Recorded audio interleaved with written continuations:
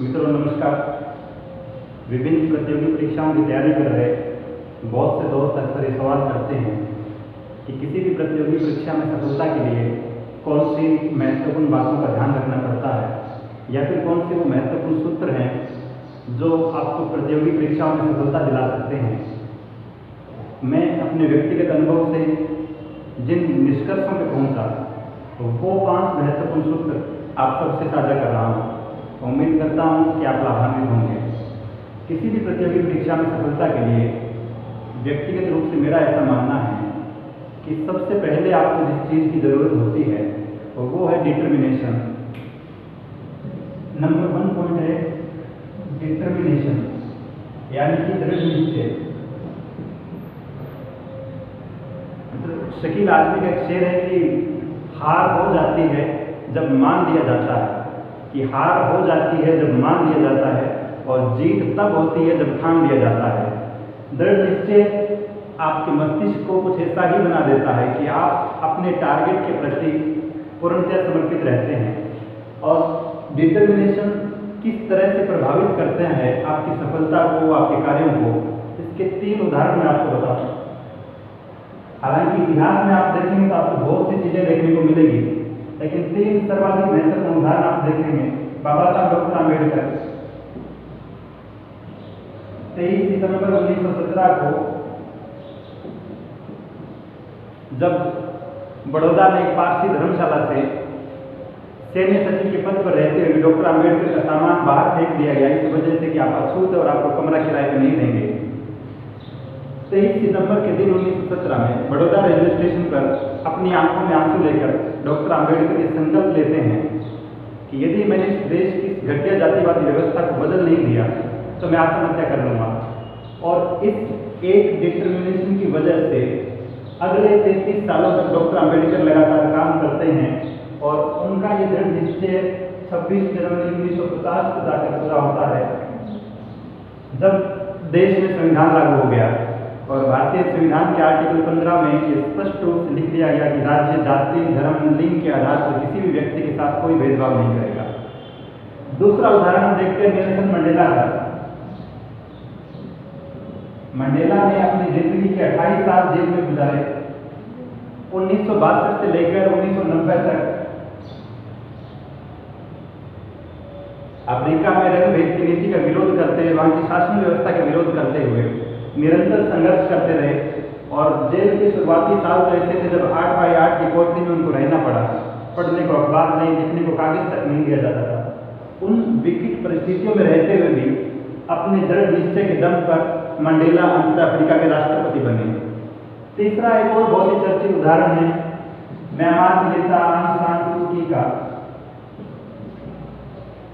अपने घर में लगभग 21 वर्षों तक नजरबंद रहने के बाद 1989 से लेकर 2010 तक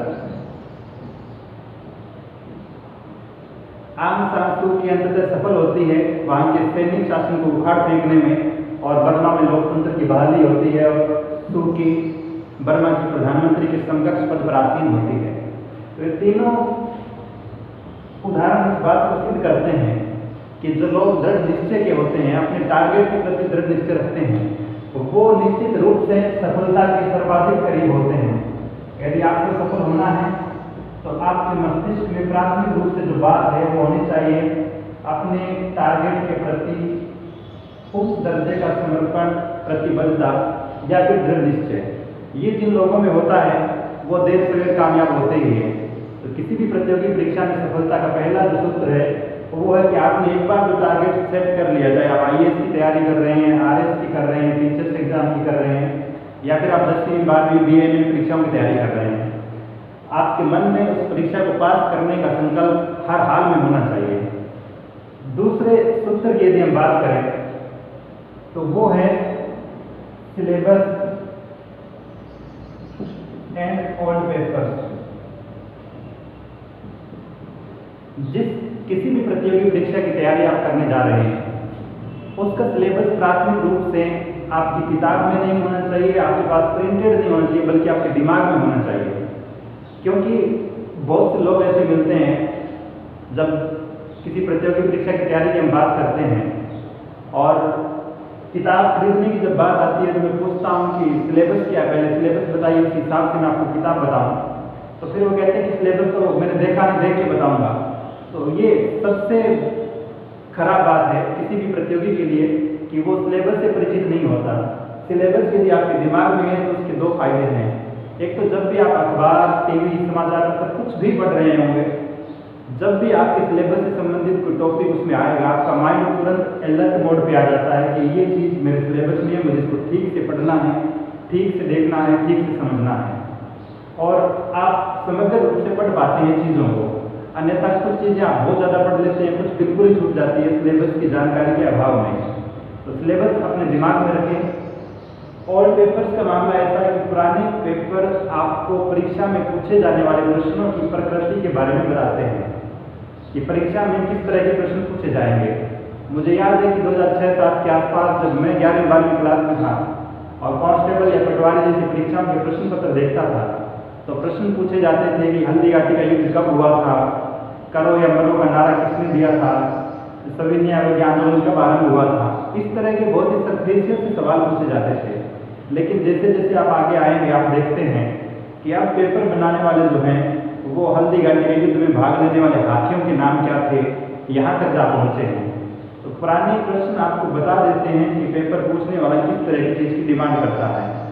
एक और टिपिकल एग्जाम्पल बताऊँ आपको, करंट जीके में बहुत बार सामान्य सी बातें पूछी जाती थी, लेकिन आप लगातार पुराने पेपर देखते हैं। मुझे याद है एक बार वरिष्ठ अध्यापक परीक्षा में पूछा गया, ये बहुत ही सामान्य सी बात है कि राजस्थान के एथलीट है कृष्णा पूनिया,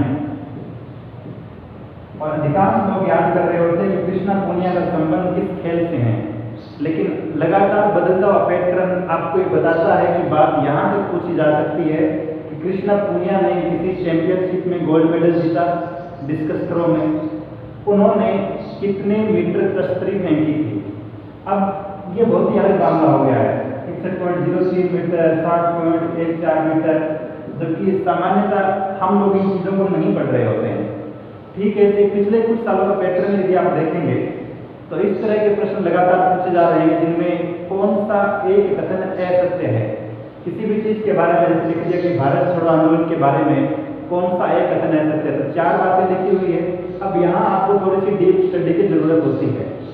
तो प्रतियोगी परीक्षाओं में वे कंपटीटर ज़्यादा कामयाब होते हैं जो पेपर बनाने वाले के माइंड को पहले ही रीड कर लेते हैं।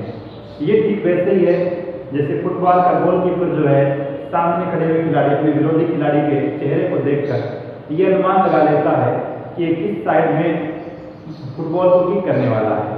तो आप यदि भांप जाते हैं इन चीज़ों को तो आपकी तैयारी का लेवल अच्छा हो जाता है। तो सिलेबस और पुराने पेपर्स को ठीक ढंग से पढ़ लेना, उनको समझ लेना, पेपर के पूरे पैटर्न को समझ लेना, ये निहायत ज़रूरी है किसी भी प्रतियोगी परीक्षा की तैयारी के लिए। चौथी जो बात आती है, तीसरी जो चीज़ है वो है सेलेक्टेड बुक्स। अब इसमें भी बहुत बड़ी गड़बड़ करते हैं बहुत सारे लोग। बहुत बार प्रतियोगी परीक्षाओं की तैयारी करें दोस्तों के कमरे में जाता हूं तो देखता हूं कि उनकी कमरे में, उनकी अलमारी में किताबों का ढेर लगा हुआ रहता है, और मुझे हैरानी होती है कि वहाँ राजस्थान जीके के लिए राय की किताब भी है, धरोहर की भी है, फर्स्ट रैंक की भी है, सिकवाल की है, पेनोरमा की, सारी इकट्ठी कर रखी उन लोगों ने। अब कोई पूछने बैठे कि कौन सी किताबें पढ़ ली, कितनी याद कर ली, तो कोई संतोषजनक सा जवाब नहीं मिल पाता। या फिर अपने दोस्तों के पास देखकर कि ये उस किताब को पढ़ रहा है, इसके पास उस कोचिंग सेंटर के नोट्स है, इसके पास उस कोचिंग सेंटर के नोट्स है, और हम ढेर लगाते जाएं किताबों के। इसकी बजाय बेहतर ये है कि आपके पास एक अच्छी सी सूची हो उन किताबों की जो निहायत ही आवश्यक है। अब कहाँ से मिले ये जानकारी, इसके लिए हम किसी स्पेसिफिक प्रतियोगी परीक्षा में पहले से कामयाब अभ्यर्थियों के इंटरव्यू देख सकते हैं, उनके अनुभवों का लाभ ले सकते हैं कि उन लोगों ने किन किन चीज़ों का अध्ययन किया। राजस्थान का इतिहास पढ़ने के लिए कोई भी एक अच्छी सी किताब आप सिलेक्ट कर लें और अधिकांश चीज़ें तो वहीं से आएगी। राजस्थान का भूगोल पढ़ने के लिए आपको एक किताब सिलेक्ट कर लें, अधिकांश चीज़ें तो उसी में से पूछी जाएगी। उसके बाद में जो चीज़ें पूछ ली जाए अपवाद स्वरूप, जैसे मान लीजिए आपने राजस्थान की कला और संस्कृति का टॉपिक बहुत अच्छे से तैयार कर रखा, बहुत ही शानदार, आप ये कहते हैं, दावा करते हैं कि मैं 100 के 100 प्रश्न सही कर सकता हूँ, इतनी अच्छी तैयारी है इस विषय में। लेकिन परीक्षा में प्रश्न पूछा गया कि डूंगरपुर में गोबर के उपलों को क्या कहते हैं। आपने 1000 किताबें पढ़ रखी थी राजस्थान की कला संस्कृति लोक संस्कृति के बारे में, लेकिन आपको इस प्रश्न का उत्तर नहीं आता था। तो इस तरह के एकाध अपवाद स्वरूप पूछे जाने वाले प्रश्नों के पीछे दिमाग खराब करने की बजाय बेहतर ये कि जो सामान्य सी चीज़ें हैं जो बहुधा पूछी जाती है, पूछी जा सकती है, हम उनको ठीक ढंग से तैयार कर लें बजाय बाल की खाल निकालने वाला काम करने के। तो अच्छी किताबों की एक लिस्ट बनाकर फिर उन्हीं किताबों को बार बार पढ़ा जाए बजाय नई नई चीज़ें पढ़ने के, बार बार नई नई चीज़ें पढ़ने के, तो ठीक रहेगा। चौथी जो चीज़ है किसी भी प्रतियोगी परीक्षा में सफलता के लिए, और ये सबसे महत्वपूर्ण चीज़ है व्यक्तिगत रूप से मेरा ऐसा मानना है, वो है हार्ड वर्क। और इसमें ये भी ऐड कर दूं विद स्मार्ट प्लानिंग।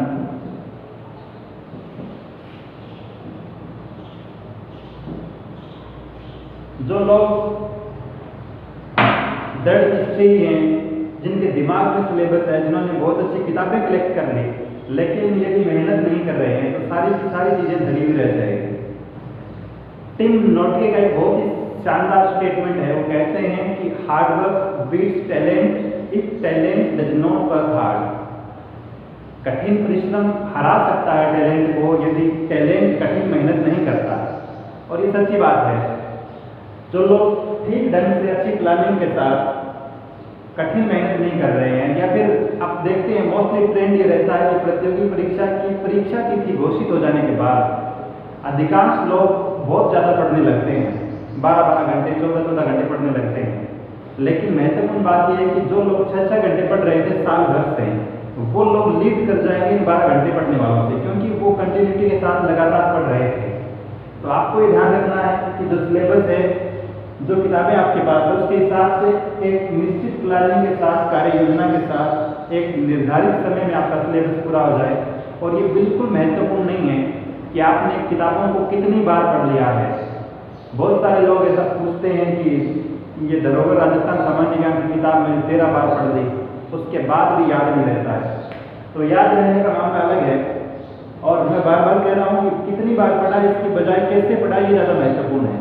कि हम कम पढ़ लें लेकिन चीज़ों को ठीक ढंग से समझते हुए याद कर लें, वो ज़्यादा महत्वपूर्ण है। तो आप लोग इस मामले में कतई समझौता नहीं करें कि हमें हर हाल में पढ़ना है। कैसे पढ़ना चाहिए एक अलग विषय है जिस पर हम फिर कभी बात करेंगे। अंतिम जो चीज़ है किसी भी प्रतियोगी परीक्षा में सफलता के लिए, वो है एवोल्यूशन, यानी कि मूल्यांकन। बहुत सारे लोग लगातार पढ़ते हुए अंधों में काने राजा बनकर बैठे रहते हैं कि मुझे सब कुछ आता है, लेकिन जब परीक्षा देने के लिए जाते हैं तो सब कुछ गड़बड़ कराते हैं। इसका मतलब ये हुआ कि उन लोगों ने तैयारी तो अच्छी की थी, लेकिन लगातार खुद का मूल्यांकन नहीं किया कि मेरी तैयारी है कैसी। तो इस मामले में दो चीज़ें फायदेमंद हो सकती है। एक तो मॉडल पेपर्स मार्केट में मिल जाते हैं आजकल रेडीमेड बहुत सारे, आप वो लाकर आगे करके देखें, या फिर यदि आप कोचिंग वगैरह कर रहे हैं तो किसी कोचिंग सेंटर की टेस्ट सीरीज जो वो ज्वाइन कर लें। इससे आपका मूल्यांकन हो जाता है। और बेहतर ये है कि आप हमेशा ये मान के चलें जब भी टेस्ट दे रहे हैं कि मैं एग्जाम हॉल में बैठा हुआ हूँ, और ठीक उसी तरह से ये भी न करें कि जब आप मॉडल में हल कर रहे हैं तो आपने टिक कर दिया उत्तर को ये बी सी जो भी ऑप्शन था। इसके बजाय हमेशा कोई पास शीट अपने पास रखें, उत्तर उसमें भरे, और फिर अपने किसी दोस्त से परिचित से चेक करवाएं कि मैंने 100 प्रश्न किए थे, और उसको कहें कि व्यवस्थित ढंग से आपको रिजल्ट बना कर दे, कितने सही हुए थे, कितने गलत हुए थे, नेगेटिव मार्किंग के बाद आपके टोटल नंबर कितने आए थे, और सबसे महत्वपूर्ण बात कि आपने किन किन पॉइंट्स पे, किन किन टॉपिक्स में गलतियां की थी, कौन कौन से बिंदु आपके गलत हुए थे, उसमें सुधार करें। अगली बार जब आप रिविजन कर रहे हैं तो उन चीज़ों को और ठीक ढंग से पढ़ लें आप। तो ये 5 चीज़ें आप डिटरमाइंड हो। उसके बाद में दूसरी चीज़ है कि सिलेबस और पुराने पेपर आप ठीक ढंग से रीड कर लें। तीसरी चीज़ कि सिलेक्टेड बुक्स की लिस्ट आपके पास हो। फिर बहुत ही बेहतर प्लानिंग के साथ आप हार्ड वर्क करें, और अंतिम बात कि अपने आप का मूल्यांकन करते रहें। ये 5 काम यदि आप कर लेते हैं तो मेरे ख्याल से कोई तत्व बचता नहीं है जो आपको सफलता से वंचित कर दे। धन्यवाद।